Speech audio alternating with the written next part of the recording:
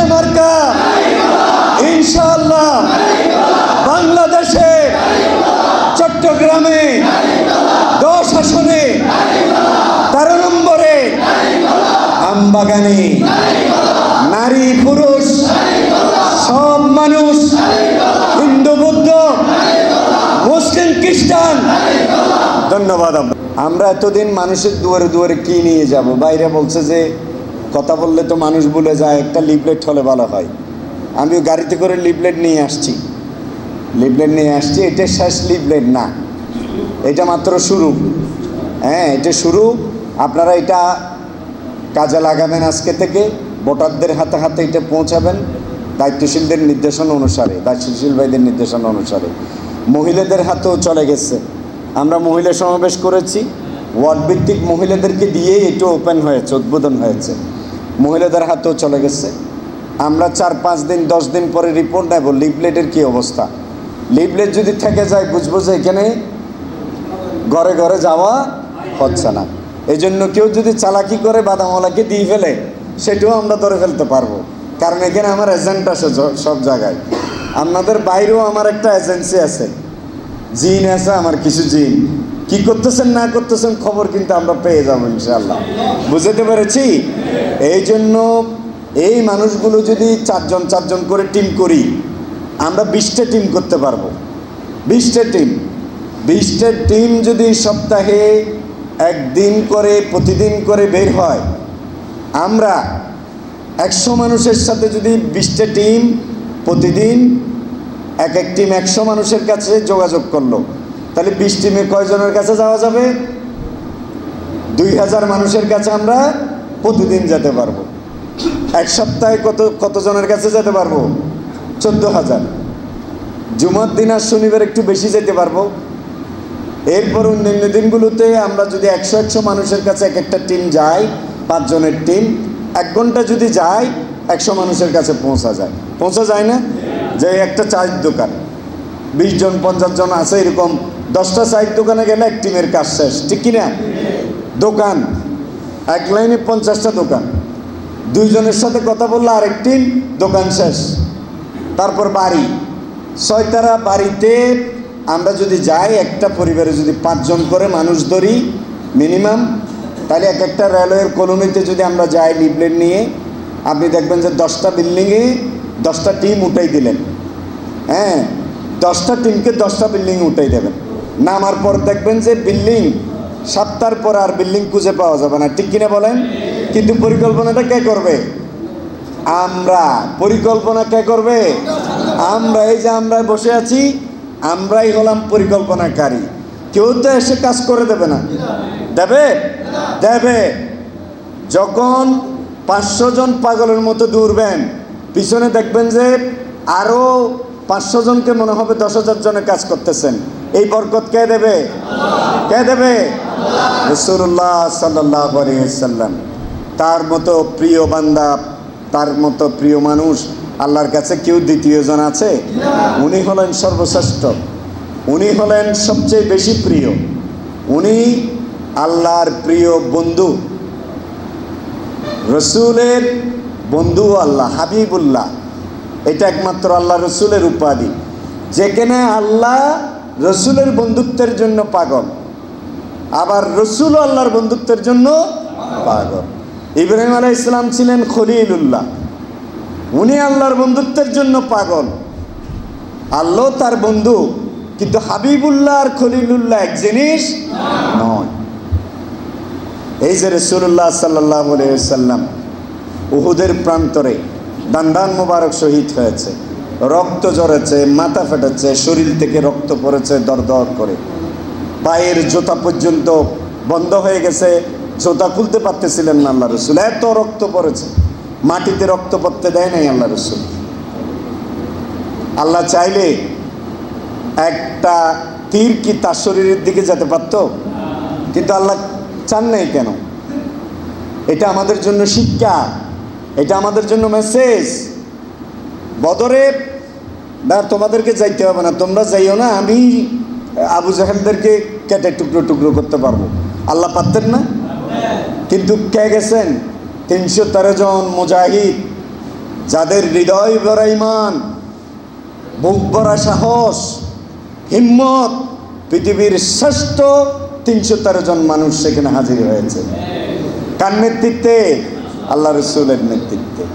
আল্লাহ রসুলের সাথে প্রতিদিনই আল্লাহর সাথে কথা হয়, ওহী আসে, জিবরাইল আসে, আল্লাহ রসুলের মেসেজ আল্লাহর কাছে নিয়ে যায়, আল্লাহর মেসেজ রসুলের কাছে নিয়ে আসে। কিন্তু যুদ্ধের ময়দানে গিয়ে রাতের বেলা আল্লাহ রসুল কি করেছেন? কান্না জড়িত কণ্ঠে মুনাজাত করেছেন, আল্লাহ এখানে যদি আমরা আজকে হেরে যাই, ইসলাম হেরে যাবে। তোমার নারে তাকবীরের স্লোগান দেওয়ার জন্য আর কাউকে পাওয়া যাবে না। তুমি আজকে আমাদেরকে বিজয়ী করো। এত খাচ্ছিলেন আল্লাহ রসুল। হযরত আবু বকর রাদিয়াল্লাহু তাআলা আনহু পাশে ছিলেন, বলে যে ইয়া রাসূলুল্লাহ প্লিজ আপনি কান্না থামান, আরব ভূখণ্ড ধ্বংস হয়ে যাবে। কারণ রসুলের দোয়া আমার দোয়া এক জিনিস, উনি কল্পনা করতেই ক্যাবলা পরিবর্তন হয়ে যায়। আল্লাহু আকবার। জোহর নামাজে দাঁড়িয়েছেন, 2 রাকাত পড়েছেন বাইতুল মুকাদ্দাসের দিকে, কিন্তু তিনি আল্লাহর দিকে বারবার মন যাচ্ছিলেন, যদি ক্যাবলাটা কাবা শরীফ হতো তাহলে আমাদের জন্য ভালো হতো, এটা বারবার ভাবছিলেন। ওখানেই আল্লাহ বললেন যে মুখ ফিরিয়ে নাও কাবার দিকে, বাইতুল মুকাদ্দাস থেকে মুখ কোথায় ফিরে নাও? দোয়া করতে হয় নাই, মনে ভেবেছে, কল্পনা করেছে। সেই রসুলকে যুদ্ধে যেতে হয়েছে, যেতে হয় নাই। 5ই আগস্ট ঢাকায় এত মানুষ কোত্থেকে এসেছে বলেন? ঢাকায় মানুষ যদি 20 লাখ থাকে, সেদিন তো রাস্তায় নেমেছে 1 কোটির উপরে। বাকি কি কে করেছে? এটা আল্লাহ সুবহানাহু ওয়া তাআলা। আবাবিল সবসময় পাখির আকারে আসবে না, আবাবিল কোনো সময় মানুষের আকারে আসবে, আবাবিল কোনো সময় ব্যালট পেপারে আসবে, আবাবিল কোনো সময় রাস্তার মিছিলে আসবে। কিন্তু সত্য পূরণ করতে হবে মজবুত ঈমান, বিজয়ের মনের ভিতরে প্রচণ্ড রকমের আকাঙ্ক্ষা। আমরা বিজয় লাভ করতে পারবো তো ইনশাআল্লাহ? আমরা কি বিজয়ী হব ইনশাআল্লাহ? এটা বিশ্বাস করেন? বিশ্বাস করুন, এটার উপর মেহনত করুন। মেহনত করি, আমরা মেহনত করতে হবে। সময় আছে, এখনো সময় চলে যায় নাই। আমবাগান চষে বেড়াতে কয়দিন লাগবে? 2 সপ্তাহ। পারবা না? 2 সপ্তাহ বাড়াই বলতেছি, বারে বারে যাওয়ার জন্য বলতেছি। 2 সপ্তাহ প্রতি ঘরে ঘরে আমাদেরকে পৌঁছতে হবে। এরপরে নভেম্বরে আমি এসে বাড়ির সামনে গিয়ে মাইক দিয়ে দিয়ে কথা বলবো। তখন মানুষ বলবে যে ওই যে হেলাল হিসাব ছবি একটা দেখছিলে যে ওই নিচে আছে, দাঁড়িয়ে আছে, বলবে কি না? এখন গেলে তো বলতে হয় যে উনি হেলাল হিসাব আসছে, তো মানুষ বলে যে হন হদিবে 10 আসনের আর প্রার্থী, হদিবে হাইম না গদ দিয়ম, এলি চলিব না। আগে হেলালিনি বেগুন চিনিব, ইবে যাতে আইব মানুষ গর্তুন বাইরে আইব, ঠিক কিনা বলেন? পারবেন তো ইনশাআল্লাহ? ইনশাআল্লাহ আমরা প্রস্তুত। আমি 11 নম্বর ওয়ার্ডে আজকে হালিশহরের 11 নম্বর কাট্টলি ওয়ার্ডের বিশিষ্ট ব্যক্তিবর্গকে নিয়ে পুরো ওয়ার্ডের প্রায় 300 জনের মতো বিশিষ্ট ব্যক্তি, সমাজ নেতা, মসজিদ কমিটির সভাপতি, বিভিন্ন মহল্লার সভাপতি, তাদেরকে নিয়ে আমরা একটা প্রোগ্রাম করেছি। ওখান থেকে এক জায়গায় জুমা পড়েছি, আলহামদুলিল্লাহ জুমাতে আলোচনা করেছি, প্রায় 15 মিনিট আলোচনা করেছি। আলোচনা শেষ করে ওখান থেকে আমরা বের হয়েছি, বের হয়ে গণসংযোগ করেছি। চারিদিক থেকে একদম পুরুষ মহিলা সবগুলো ঘর থেকে বেরিয়ে আসছে, হাতে লিফলেট ছিল। এবার আমি বললাম যে সবার হাতে হাতে লিফলেট দেন, আগামীবার আসলে ওরাই বলবে যে, ছোট বাচ্চারা বলবে হেলালি আঙ্কেল আসতেছে। পরিবেশটা কে করবে? আমরা করবো। এই যে লিফলেট চলে আসছে, দায়িত্বশীল ভাইরা নির্দেশনা দেবে, গ্রুপ করে ফেলবেন আজকে, গ্রুপ করে কাজ। 2 নম্বর কাজ হলো এজেন্ট তৈরি করা। কথা আমি বুঝাতে পারছি? রসুল প্রিয় মানুষ, রসুল রসুল রসুল শ্রেষ্ঠ মানুষ, রসুলের সাথে আমাদের কোনো তুলনাই হয় না। আর নাম ফাড়া আইন কি? আল্লাহ রসুলের কাছে এগুলো কিছু না। তিনি একদিন যে ইবাদত করেছেন, সারা জীবন চেষ্টা করো এরকম একটা সিজদাকে আমরা দিতে পারছি? পা ফুলে গেছে। সিজদায় গেলে মনে হবে যে উঠবেই না, সিজদায় গেলে মনে হয় যেন তিনি উঠবেনই না। দ্বিতীয় সিজদা মনে হয় আজকে দিবেন না। প্রথম সিজদার মাঝখানে বসলে মনে হয় যেন আল্লাহ রসুল দ্বিতীয় সিজদার কথা বলে গেছে। কি নামাজ পড়েছেন আল্লাহ রসুল! সেই রসুলকে ময়দানে নামতে হয়েছে, রক্ত দিতে হয়েছে, হিজরত করতে হয়েছে, মক্কা থেকে মদিনায় আসতে হয়েছে। রাতের বেলা ঠিকমতো খাওয়া পান নাই, দুপুরে পেলে রাতে পান নাই, রাতে পেলে দুপুরে পান নাই, 2-3 দিন একাধারে উপোস। সকালে খেতে এসে জিজ্ঞেস করলে বললো যে ঘরে কিছুই নাই। বলে যে তাইলে সড়ক পুরো গজ সহ সবাই মিলে রোজা রেখে দিই। কারোর সাথে ঝগড়া করে নাই, কাউকে অভিযোগ দেয় নাই, চলো রোজা রেখে দিই। খাওয়াই তো নাই, রোজা রেখে ফেলি। সেই রসুলকে ময়দানে কষ্ট করতে হয়েছে। সুতরাং আমরা যদি কষ্ট না করি, আমাকে মনে করতে হবে আমরা যেখানে 100 জন আছি, আমরা সবাই এখন হেলালি। পারবো তো ইনশাআল্লাহ? আমরা হেলালি কোনো বৃত্তি, এগুলো কোনো কিছুই নয়। এটা একটা প্রতিনিধিত্ব করতেছি আমি। কালকে যদি বলে যে এখানে আলমগীর ভূঁইয়া, অধ্যাপক আলমগীর ভূঁইয়া প্রার্থী, আমিও ওনার কর্মী হয়ে একটা সেন্টারের দায়িত্ব নিয়ে আমি সেন্টারে আলমগীর ভাই এর সালাম নিন, দাঁড়িয়ে পাল্লায় ভোট দিন। এটাই আমরা শিখেছি, এটাই আমাদের আন্দোলন। জামাতের প্রতিনিধিত্ব করি আমি। সুতরাং আমাদেরকে মনে রাখতে হবে আমরা একজন ইসলামের প্রতিনিধি, ইসলামের খলিফা। এই খলিফাকে 10 আসনের 13 নম্বরের আমবাগান কেন্দ্রে বিজয়ী করার জন্য যা যা করণীয় আপনারা বসে ঠিক করবেন। আমরা আপনাদের সাথে আছি এবং আপনারা প্ল্যান নেন, কোথায় গ্যাপ আছে ঠিক করেন। আমরা এখানে বিজয় ছাড়া বিকল্প কোনো কিছু দেখি না ইনশাআল্লাহ। আমি আপনাদেরকে আশ্বস্ত করতে চাই শোলক বহরের ধর্মে বর্ণে নির্বিশেষে যে এলাকায় একটা কেন্দ্র কমিটির মিটিং করতেছি, সেই পুরো এলাকার মানুষ এসে হাজির হচ্ছে আল্লাহর রহমতে।